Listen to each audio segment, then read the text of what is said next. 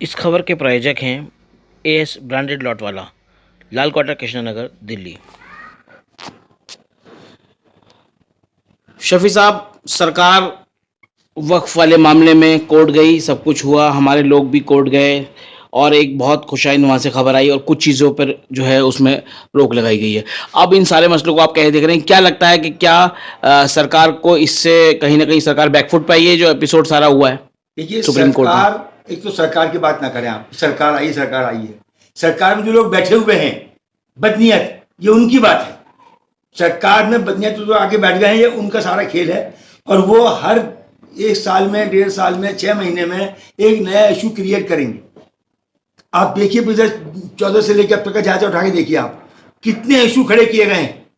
बार बार NRC, CAA, ये ऐसा होगा, लव जिहाद, ये पापा, ये टुकड़ा, ये मॉब लिंचिंग, ये सब क्या हुआ? ये एक ही इशू यहाँ पर हुआ है, मुसलमान के खिलाफ तहरीक चलाना। तो इससे पता चलता है कि सरकार में कौन लोग बैठे हैं, क्या करना चाहते हैं। जो लोग बैठे हैं, सबका साथ सबका विकास, एक मुसलमान बीजेपी में एमपी है, सबका साथ की बात करने वाले, सबका विकास की बात करने वाले। कितने लोग बीजेपी ने राज्यसभा में भेजे अब तक मुसलमान? किसी और को कहा उन्हें जोड़ा है? अब ये देश तो चलेगा, हिंदू मुस्लिम के जाएगा, राज से चलेगा। और इस देश का हिंदू भी जान चुका, इनको समझ चुका कि उनको बेवकूफ बनाने के लिए सब खेल खेले जा रहे हैं। तो ये जो इशू है, ये इशू यहाँ से उतरेंगे। अभी कुछ दिन ठहर जाइए, वक्त के बाद कोई और इशू आ जाएगा। जगह जगह इशू खेले जाएंगे। सिर्फ ये है कि मुसलमान के खिलाफ तहरीक को जिंदा रखना है, और वो तहरीक जिंदा रहे। आम लोग जो बेवकूफ लोग हैं, वो उन तक बात पहुंचती रहे, वो उसको इशू बनाते रहे बाकायदा। इसके लिए तो आपको पता नहीं आरएसएस ने कितने खेल खेल लिए हैं। ये सब उसका खेल है, मैनेज है, प्रोजेक्टेड है सारा ये। और इसमें लोगों को बेवकूफ बनाने की कोशिश हो रही है, बेवकूफ बनाया जा रहा है। और इसमें कुछ लोग मजे ले रहे हैं। जिन लोगों को चमचेगिरी करनी है, जो लोग छुट भैया हैं, जो लोग टोडी हैं, जिन लोगों को कमाऊ पूछ हैं राजनीति से, इनसे उनसे सबसे काम लेना चाहते हैं, वो अपने उसमें लगे हुए जिंदाबाद जिंदाबाद। उन्हें कुछ नहीं पता क्या हो रहा है। थॉट उनको नहीं पता, दीन उनको नहीं पता, धर्म उनको नहीं पता, कानून उनको नहीं पता, सरकार की उनको नहीं पता। मैं अपना काम निकलना है, जिंदाबाद जिंदाबाद जिंदाबाद जिंदाबाद। शफी साहब, वक्फ से आगे बढ़ते हैं। दिल्ली सरकार की अगर बात करें, दिल्ली सरकार जिन मुद्दों को लेकर सरकार आई थी, सत्ता में आई थी, अब उन पे चर्चा होने के बजाय बात हो रही है। आजकल लाउड स्पीकर की बात चल रही है, आजकल जो है हिजाब की बात चल रही है। ये सब क्या चल रहा है आखिर? ये क्या है? जिन मुद्दों को लेकर चुनाव होते हैं, वो मुद्दे सरकार चलाने के मुद्दे नहीं होते, चुनाव लड़ने के मुद्दे होते हैं। वो पुरानी बात है, नई बात नहीं है ये। अब इसमें जो लोग चले, अब ये लाउड स्पीकर की बात हो रही है, ये लाउड स्पीकर की बात, जुलूस, जलसा, ये सब बहाने हैं। असल चीज है मस्जिदों से लाउड स्पीकर हटाना है, अजान बंद करानी है। इससे पहले भी देख चुके हैं, जब कोर्ट ने भी कह दिया था कि 3 मिनट की अजान के अंदर कौन सा पोल्यूशन हो रहा है, कौन सा वायु पोल्यूशन चल रहा है। लेकिन वो इशू खड़ा रखना है। जहर का मामला चलता रहे, एक दूसरे खिलाफ नफरत का मामला चलता रहे, कोई ना कोई इशू को बीच में लेके आते रहे और इसको चलाते रहे। इसमें सब बदनीयती है इन लोगों की, और बंदी पे काम कर रहे हैं। अब ये हिजाब की बात कर रहे हैं, आप स्कूलों की बात कर रहे हैं। स्कूलों में पहले स्कूलों में राष्ट्रीय गान होता था, अब सुना है कि स्कूलों में धर्म के पाठ पढ़ाए जा रहे हैं, धार्मिक चीजें हो रही हैं। और यही नहीं पता किसी को, दिल्ली के जितने एमएलए बैठे हैं, पहले आम आदमी पार्टी में भी थे, मैंने उनसे भी कई बार सवाल किए, उनके मंत्रियों से मैंने सवाल किए, किसी ने जवाब नहीं दिया। राइट टू एजुकेशन क्या है? राइट टू एजुकेशन, हर नागरिक को शिक्षा प्राप्त करने का अधिकार है। और देश के हर बच्चे को 13 साल की उम्र तक उसका दाखिला लाजमी है। राइट टू एजुकेशन कह रहा है देश का, उसका दाखिला स्कूल में लाजमी है। और अगर वो उसकी डेट निकल चुकी है, उम्र निकल चुकी है, वो उस उम्र में नहीं है, तो जिस उम्र में वो है 13 साल की उम्र तक में, उस उम्र में जो उसकी क्लास हो सकती थी 7वीं, 8वीं, 9वीं, 6वीं, 4वीं, 5वीं, उसमें उसका दाखिला होगा। सरकार की जिम्मेदारी है उसका दाखिला होना स्कूल के अंदर। और शिक्षा प्राप्त करना हर नागरिक का जन्म से अधिकार, मौलिक अधिकार, संवैधानिक अधिकार। जब संवैधानिक अधिकार है तो मुझे एक बात ये बता दीजिए कि फिर पैसे की वजह से, फंड की वजह से, फीस की वजह से, स्कूल की कमी की वजह से, सीटें न होने की वजह से कोई बच्चा कैसे स्कूल में महरूम रह सकता है? उसको कैसे महरूम किया जा सकता है? सरकारी जिम्मेदारी की, हर बच्चा स्कूल जाएगा अपनी डेट के, अपनी उम्र के अंदर। आज स्कूल में फीस बढ़ा दी गई। क्या है ये? प्राइवेटाइजेशन, प्रोफेशनल कर दिया गया तालीम को। जब शिक्षा हर देश के नागरिक का संवैधानिक अधिकार है, तो उसमें कारोबार कैसा? क्या मतलब इस बात का? पहले कारोबार होते थे कोचिंग सेंटर, अब प्राइवेट स्कूल बन गए हैं और सरकार की जिम्मेदारी, सरकार उनके संरक्षक है। कोर्ट बयान दे रही है साहब इनको हक है पैसे लेने का स्कूल चलाएंगे मैनेजमेंट के लिए। तो सरकार कहाँ बैठी है? सरकार का एजुकेशन फंड कहाँ है? सरकार अपने स्कूल क्यों नहीं खोल रही? क्यों बच्चों को एडमिशन नहीं करा रही? वही शफी साहब, वही बात में आप राइट टू एजुकेशन की बात कर रहे हैं, आप एक तरफ राइट टू एजुकेशन की बात कर रहे हैं, वहीं प्राइवेट स्कूलों ने अपनी मनमानी इतनी चला रखी है, फीस बढ़ा रहे हैं, ड्रेस बढ़ा रहे हैं, और जो कोर्सेज है वो भी अपनी ठिकानों से दे रहे हैं। तो कहाँ इसमें राइट टू एजुकेशन रह गया? एजुकेशन माफिया धन्ना सेठ हैं, उन सब के वो स्कूल हैं और वो सबकी सरपरस्त पार्टियां हैं। राजनीतिक पार्टियां उनकी सरपरस्त हैं, उन्हीं के टोली हैं, उन्हीं को फंडिंग करते हैं वो, उसकी वजह से स्कूल चलाते हैं अपना। जनता का कोई अधिकार इसमें नहीं रह गया है।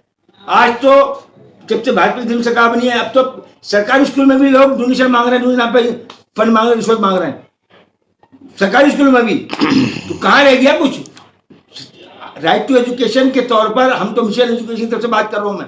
राइट टू एजुकेशन हर नागरिक का अधिकार है, तो प्राइवेट स्कूल का फर्क नहीं होना चाहिए। एक सरकारी स्कूल, एक पब्लिक का स्कूल, क्या मतलब इस बात का? अब तो हर चीज का डबल स्टैंडर्ड कर दिया गया, एक सरकारी स्कूल, एक प्राइवेट स्कूल। क्यों? और सरकारी स्कूल में एजुकेशन ही नहीं होती। बाकायदा प्रोजेक्ट किया गया इस चीज को, एक माहौल बनाया गया कि प्राइवेट स्कूल में तालीम बहुत अच्छी होती है, शिक्षा बहुत अच्छी होती है, वहां टीचर बड़े अच्छे होते हैं, और सरकारी स्कूल में टीचर शिक्षा बेकार होती है कि वहां पर सब्जी वाले पढ़ाए जाते हैं सरकारी स्कूलों में, हैं ढाबे वाले पढ़ाए जाते हैं, मगर टीचर नहीं होते, वो पढ़े लिखे लोग नहीं होते हैं, वो ट्रेन टीचर नहीं होते जो पढ़ाने जाते हैं, मगर वो पढ़ाई अच्छी हो प्राइवेट स्कूल की, वो बढ़िया पढ़ाई है। अब जाके देखिए, आप पूरा कारोबार है, प्रोफेशन है, और उसको पूरी इस मामले को पूरी सरकारी सरपरस्ती हासिल है। सरकार में बैठी हुई पार्टियों की पूरी सरपरस्ती हासिल है। जितनी पार्टियां हैं इन प्राइवेट स्कूलों की सरपरस्त हैं, इनकी पैटर्न है, इनकी पार्टनर है। शफी साहब, बहुत अच्छी आपने बात कही। अभी राइट टू एजुकेशन की बात चर्चा चल रही थी। सरकार भी चाहती है कि लोग जो है बच्चे पढ़ाए निजी स्कूलों में पढ़े जाके, और उनकी जो फीस है वो सरकार वो एम्बर्स करे। लेकिन हैरत की बात तो यह है कि जो नई सरकार अभी दिल्ली में आई है, उन्होंने ईडब्ल्यूएस कोटे को पूरी तरह से होल्ड पे डाल दिया। अभी तो आप और देखते रहिए, जो कोटे थे ओबीसी के, ईडब्ल्यूएस के, ये सब चीज खत्म हो जाएंगे।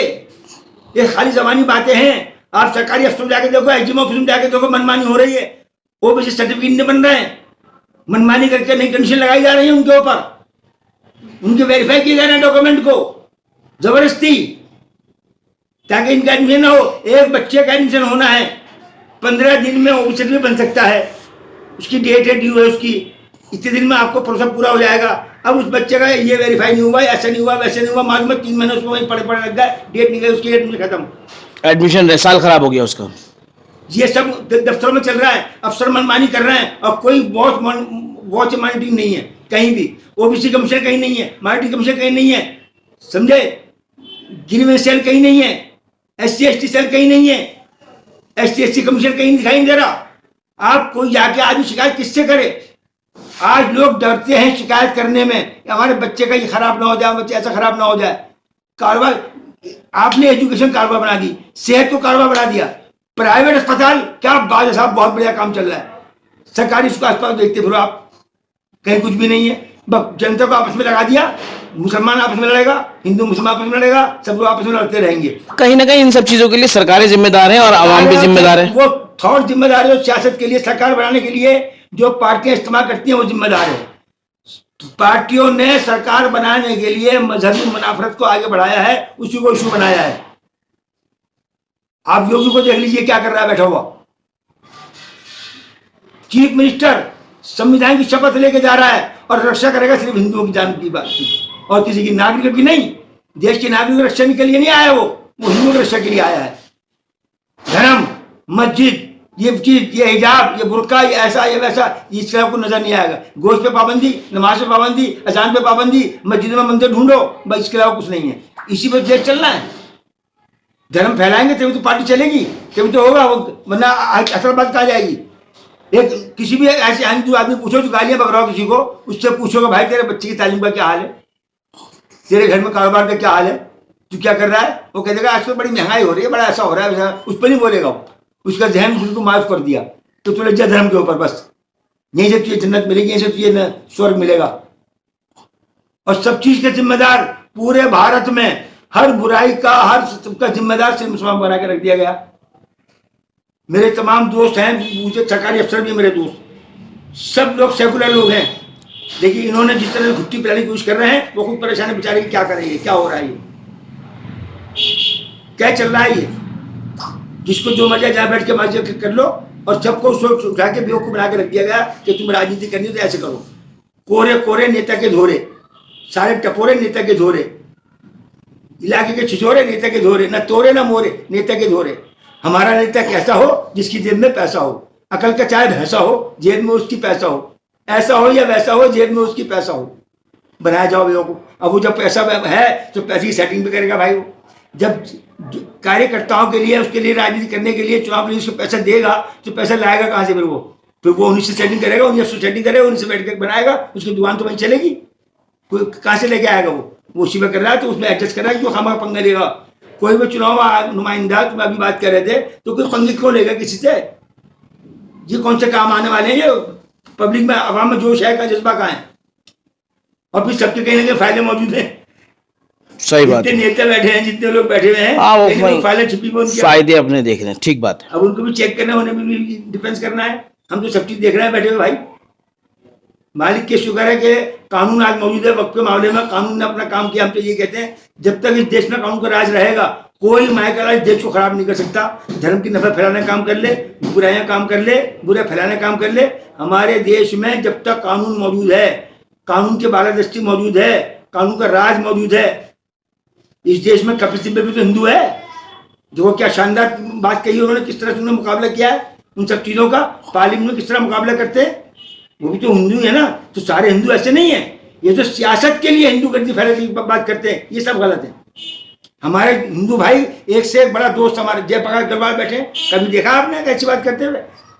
पार्लियामेंट में भी रह के आए हैं, और भी जो संजय सिंह बैठे हैं, सब है ना ये। लेकिन ये सब चीजें राजनीति को फैलाने के लिए उस चीजें पैदा करते हैं। सरकार में रहना है, सरकार में बना रहना है, तो इस काम को करना है, ये है बात। और एक फेस को लेके चलेंगे, याद रखना, एक चीज को, एक इशू को लेके चलते हैं, एक साल 2 साल, फिर उसको इशू उठाया, दूसरा इशू लिया है, फिर उसको उठाएंगे, तीसरा इशू ले आएंगे। कोई ना कोई सरकार में रहना चाहिए, एक्टिव रहना चाहिए इसका। और एक फेस को राजनीति में भी एक बार यूज करते हैं 5 साल 10 साल के लिए, फिर हटा देंगे। मोदी जी कब तक रहेंगे हमें नहीं पता। इन्हीं के जो आबाओ अजदाद हैं, इन्हीं के जो मुखिया हैं, इन्हीं के जो गॉड फादर हैं, अब इनको हटा के दूसरा ले आएंगे, देख लेना आप।